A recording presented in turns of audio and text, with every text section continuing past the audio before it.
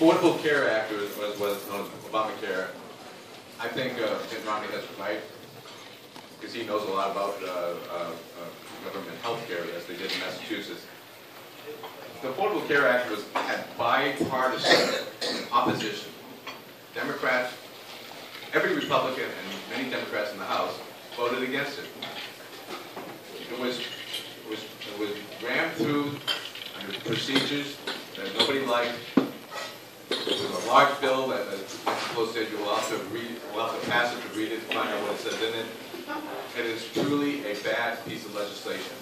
We need to go back to the drawing board, start with a clean slate, and have a compromise bill, something that both Republicans and Democrats are like. Give an example, Republicans really, really want some tort reform in the legislation, which truly will save a lot of money. Not anywhere as low as 10% to up to 40% of our health care costs are based on liabilities or what they call preventive medicine.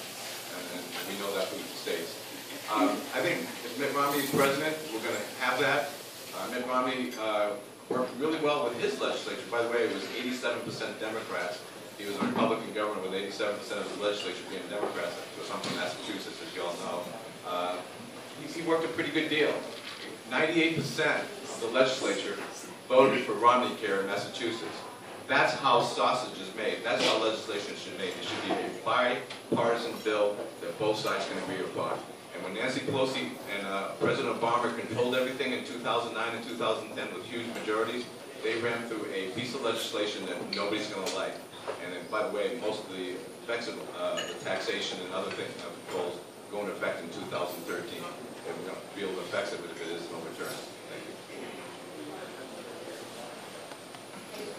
Well, I think we ought to keep the Patient Protection and Affordable Care Act and modify it. I have yet to see a single piece of legislation pass the United States Congress that was perfect to begin with, and this isn't one. But it does contain some features that I think make us a better nation. I think we are a better nation because if someone in your family has a pre-existing condition, they will now be assured under this law that you will still have access to health care insurance. I think we're a better nation because under this law, if someone in your family becomes really sick, they won't reach some kind of arbitrary lifetime cap on benefits and have you lose your insurance. I think we're a better nation because my wife and I can keep our 21-year-old son in our plan until he is 26 years old. These are good things. They make us a better place. But it's not perfect. And the most important way in which it's not perfect is, frankly, I don't think it did enough to tame the beast of healthcare inflation. Healthcare inflation is 2 to 3 times what overall inflation is. And you don't have to be much of a mathematician to appreciate that that simply isn't sustainable over the long term. It's not sustainable for the federal government, and it's certainly not sustainable for our individual families. By and large, what we need to do here is move from a fee-based or a transaction system to one which rewards and incentivizes wellness and healthy outcomes. This won't be easy. There's no silver bullet to get us from here to there, but there is hope.